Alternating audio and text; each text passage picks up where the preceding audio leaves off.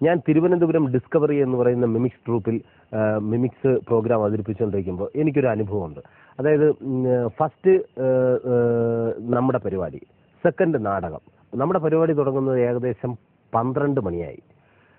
അത് കഴിഞ്ഞിട്ടാണ് നാടകം. അപ്പോൾ നാടകം വേറൊരു സ്റ്റേജ് കഴിഞ്ഞിട്ട് അവർ വന്ന് നിൽക്കുന്നു. 12 മണിക്ക് പൂജയെല്ലാം കഴിഞ്ഞിട്ടാണ് നമ്മുടെ പരിപാടി. അപ്പോൾ അവിടെ ചെന്നപ്പോഴേ ആൾക്കാരെല്ലാം മഴയും പെയ്ത് ഇങ്ങനെ ഭയങ്കര മുഷിഞ്ഞിരിക്കുന്ന ഇവന്മാരൊന്ന് തീർന്നിരുന്നെങ്കിൽ എന്നാണ് കമ്മിറ്റിക്കാരൊക്കെ വിചാരിക്കുന്നത്. അങ്ങനെ നമ്മുടെ മിമിക്സ് തുടങ്ങി. ഏകദേശം ഇത് വഴിപാടായിട്ട് ചില ആൾക്കാരൊക്കെ വന്നിരുന്ന് കാണാനൊക്കെ ഇരിക്കും. ഇങ്ങനെ ഉറങ്ങിയിരിക്കും. ആരെങ്കിലും ഒന്ന് ഇങ്ങനെ കൂ ഒന്നും കാണില്ല. ഇല്ലെങ്കിൽ കയ്യടിയാണെങ്കിലും അതുപോലെ തന്നെ കയ്യടിക്കണേ ഒന്നും അറിയാതെ ചില ആൾക്കാർ ഫ്രണ്ടിലൊക്കെ വന്നിരിക്കും. അതുപോലെ എന്തോ താല്പര്യമില്ലാത്ത വഴിപാട് പോലെ ആൾക്കാരൊക്കെ ഇങ്ങനെ വന്നിരിക്കുന്നു. ആ സമയത്ത് നമ്മുടെ പരിപാടി ഒരല്പം ഡിമ്മാവാൻ കാരണം എന്ന് പറഞ്ഞാൽ വോൾട്ടേജും പ്രശ്നം. അപ്പോൾ നമ്മൾ ഈ മിമിക്സ് ഗാനങ്ങളൊക്കെ ചെയ്യുമ്പോൾ കറക്റ്റായിട്ടൊന്നും പുറത്ത് കേൾക്കുന്നില്ല. സ്പീക്കറായിരുന്നു ഇങ്ങനെയൊക്കെ ഇരുന്ന് പതറുന്ന കാരണം ഭയങ്കര ആൾക്കാർ കൂവലും എന്തോടെ ഇറങ്ങി പോഴേ ഇങ്ങനെയൊക്കെ പറഞ്ഞു.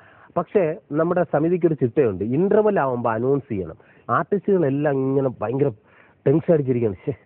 പരിപാടി ഭയങ്കരമായിട്ട് പൊട്ടിക്കൊണ്ടിരിക്കുന്നു. ശരിക്കും എനിക്കും ഭയങ്കര ടെൻഷനുണ്ട്. പക്ഷേ എനിക്ക് ഈ ഇൻ്റർവെല്ലിന് അനൗൺസ് ചെയ്തേ പറ്റൂ സമിതിയുടെ അഡ്രസ്സൊക്കെ. അങ്ങനെ ഞാൻ ആൾക്കാരൊക്കെ ഭയങ്കര ബഹളം കൂടുന്നു, എന്തോടെ മതിയാകടാ ഇങ്ങനെയൊക്കെ പറയുന്നു. പക്ഷേ ഞാൻ മൈക്കെടുത്ത് വെച്ചിട്ട്, പ്രിയമുള്ളവരെ, നമ്മുടെ പരിപാടി ബുക്ക് ചെയ്തതിന് വിലാസം, നമ്മുടെ പരിപാടിയുടെ നേരിട്ടുള്ള അന്വേഷണങ്ങൾക്കും ബുക്കിങ്ങിനും എന്ന് പറഞ്ഞു തുടങ്ങിയപ്പോൾ എൻ്റെ ഒരു സുഹൃത്ത് അവിടെ നിന്ന് പറയാണ്, ഇതാരാ മതിയാക്ക്, ഇനി അഡ്രസ്സും കൂടെ പറഞ്ഞിട്ട് വേണം അവർ വണ്ടി വിളിച്ച് വീട്ടിൽ വന്ന് അടിയേരാൻ. ഇനി അതൊന്നും പറയണ്ട, അല്ലെങ്കിൽ അടി ഇവിടുന്ന് കിട്ടും എന്ന് പറഞ്ഞപ്പോൾ ഞാൻ അറിയാതെ. കാരണം ആ ഒരു അവസ്ഥ അത് അവന് മനസ്സിലായി, എനിക്കും ഏകദേശമൊക്കെ മനസ്സിലായി. അത് കഴിഞ്ഞിട്ടാണ് നാടകം.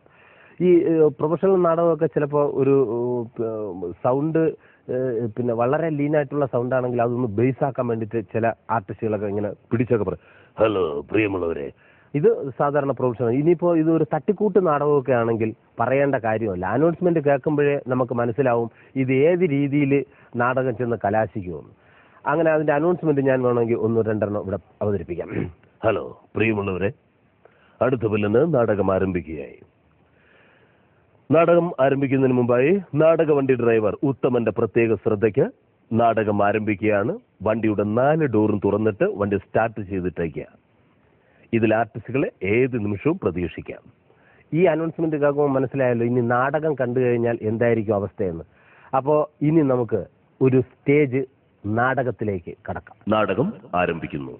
ചങ്ങനാശ്ശേരി നിത്യപട്ടിണി തിയേറ്റേഴ്സിന്റെ 16ാമത് നാടകം അച്ഛൻ ഇരിക്കാത്ത വീട് അഥവാ നോ സിറ്റിംഗ് ഡാഡി ഹൗസ്.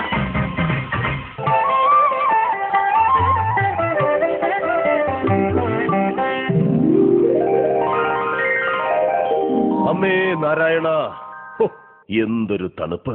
തണുപ്പ് കാരണം വിയർത്തൊഴുകുന്നു. ഈ ഗോപാലൻ ഇതെവിടെ പോയി കിടക്കുന്നു? ഗോപാല, എടാ ഗോപാല! മുതലാളി, ഞാൻ ചായ ഇടാനായി അടുക്കളയിൽ ചെന്നപ്പോ പറയടാ. അടുക്കളയിൽ ചെന്നപ്പോ ഗ്യാസ് തുറന്നപ്പോൾ, ഈശ്വര, ഗ്യാസ് തുറന്നപ്പോ അതിൽ ഗ്യാസ് ഇല്ല. വൃത്തികെട്ടവരെ! അയ്യോ അയ്യോ!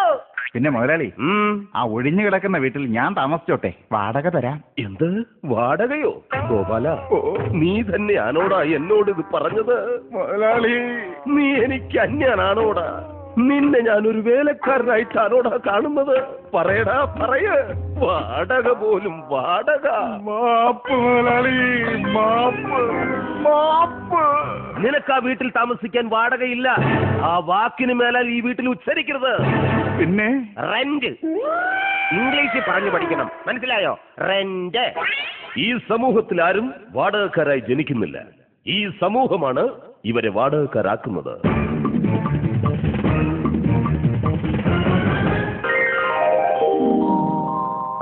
അമ്പലത്തിൽ പോയിട്ടെന്താ ഗോപി തൊട്ടില്ലേ? ഇല്ല.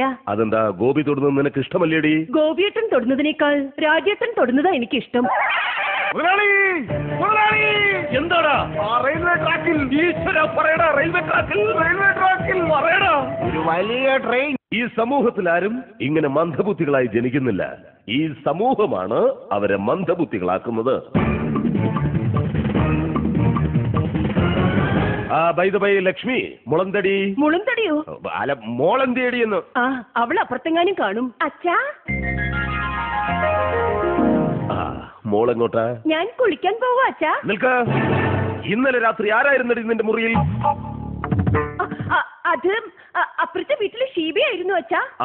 ഇനി അവൾ വരുമ്പോ പറയണം ഇങ്ങനെ ബീഡിയും തീപ്പെട്ടിയൊന്നും മറന്നു വെച്ചിട്ട് പോകരുതെന്ന്. എന്നാ പിടിച്ചോ. ശരി അച്ഛാ.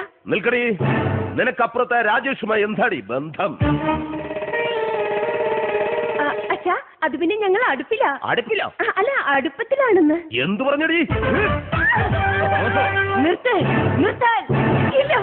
ഇനി ഞാൻ ഒരു നിമിഷം ഈ വീട്ടിൽ നിൽക്കില്ല. ഞാൻ വല്ല ആറ്റിലോ പുഴയിലോ ചാടി. പിടിവിട്. അടിച്ചു നനച്ച് കുളിച്ചിട്ട് വരാമെന്ന്. ഭയങ്കര ചൂട്. സാവിത്രി, നമ്മുടെ 3 മക്കളിൽ ഇവൾ മാത്രം എന്താടി ഇങ്ങനെ ആയിപ്പോയത്? സത്യം പറ, ഇതാരുടെ കുട്ടിയാടി? ചേട്ടാ, ഞാനൊരു സത്യം പറയട്ടെ. പറയടി. ഈ പോയതാ നിങ്ങളുടെ കുട്ടി.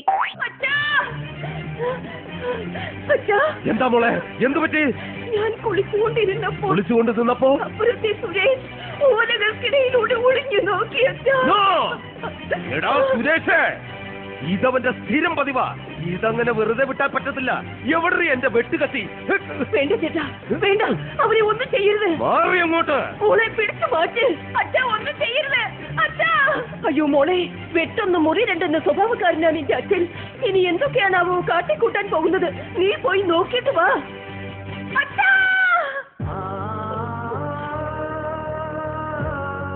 അമ്മേ, അച്ഛനത് ചെയ്തു. ചേട്ടനത് ചെയ്തു അല്ലേ? അതേടി, അവസാനം എനിക്കത് ചെയ്യേണ്ടി വന്നു. ചേട്ടാ, ഞാൻ വെട്ടി. ആ ചാഞ്ഞു കിടന്ന ഓലെ ഇനി അവന് കുളിസീൻ സൂപ്പറായിട്ട് കാണാം. അല്ല, ആരായി വന്നിരിക്കുന്നത്? എന്താ, ഇങ്ങോട്ടുള്ള വഴിയൊക്കെ അറിയോ? എന്റെ കണ്ണുകളെ എനിക്ക് വിശ്വസിക്കാൻ പറ്റുന്നില്ല. സാവിത്രി, ഇതാരാ വന്നിരിക്കുന്നതെന്ന് നിനക്ക് മനസ്സിലായോ? ഇല്ല. എന്റെ പൊന്നുമോൾക്ക് മനസ്സിലായോ? ഇല്ല. പറയും പോലെ എനിക്കും മനസ്സിലായില്ല. അമ്മാവാ, അമ്മാവൻ എന്നെ മനസ്സിലായില്ലേ? ഇല്ല. വർഷങ്ങൾക്ക് മുമ്പ് നാട് വിട്ടുപോയ അടിച്ചുതളിക്കാരി സുന്ദരന്റെ മകൻ ജാനു. എന്താ? അല്ല, ജാനുന്റെ മകൻ സുന്ദരൻ. നീ ഇത്രയും കാലം എവിടെയായിരുന്നടാ? കാനഡയിൽ. എന്തിന്റെ ഇടയിൽ? കാനഡയിലെ എന്നെ കൂടെ തെറ്റിക്കില്ല. ഹായ് സുന്ദരൻ. മോനെ, ആ? ഗൾഫിൽ നിന്നും വന്നിട്ട് ഈ അമ്മായിക്കൊന്നും കൊണ്ടുവന്നില്ലേ മകനെ? അമ്മായി എനിക്ക് മറക്കാൻ കഴിയുമോ? എന്റെ ജാനുവിന്റെ മോനെ, എനിക്കറിയാം. ഇതമ്മായി 10 പവന്റെ സ്വർണം ഹായ്. ഇട്ടുവെക്കാനുള്ള പെട്ടി. നിന്റെ തള്ളക്കൊണ്ടേ കൊറ. ഈ സമൂഹത്തിലാരും ഗൾഫുകാരായി ജനിക്കുന്നില്ല. ഈ സമൂഹമാണ് അവരെ ഗൾഫുകാരനാക്കി മാറ്റുന്നത്. അച്ഛാ, എന്താ മോളെ? ദേ അമ്മ തുണി കഴുകാൻ വിളിക്കുന്നു. നോ!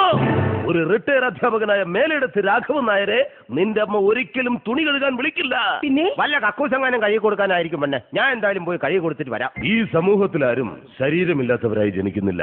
ഈ സമൂഹമാണ് അവരുടെ ശരീരം ഇല്ലാതാക്കുന്നത്. നാളെ നിർത്ത്. ഞാൻ കമ്മറ്റിക്കാരനാ. എന്താ കാര്യം? ആരാ എന്റെ സമിതിയായ? നേരെ പറയടേ. ഞാനാണ്. അങ്ങനെ പറ. അപ്പുറത്തോട്ട് വാ. എന്താണ്? വാടേ, കാര്യമുണ്ട്. ശരി, അണ്ണൻ നടന്നോ. അതെ, സംഭവം ട്രീറ്റിനാണ്. വെള്ളം അടിക്കാനായിരിക്കും. ഞാൻ എന്തായാലും അടിച്ചിട്ട് ബാലൻസ് നിന്ന് കൊണ്ടുവരാം. നിങ്ങൾ നാടകം തുടർന്നോ? ഞാനിപ്പോ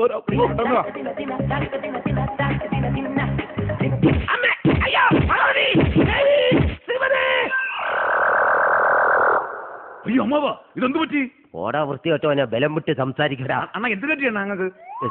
ഈ സമൂഹത്തിൽ ആരും കൈയും കാലും ഇല്ലാത്തവരായിട്ട് ജനിക്കും. ഈ സമൂഹമാണ് എന്നെ പോലുള്ളവരുടെയൊക്കെ കൈയും കാലും ഇല്ലാതാക്കുന്നത്. ഇതോടെ നമ്മുടെ നാടകം തീർന്നു.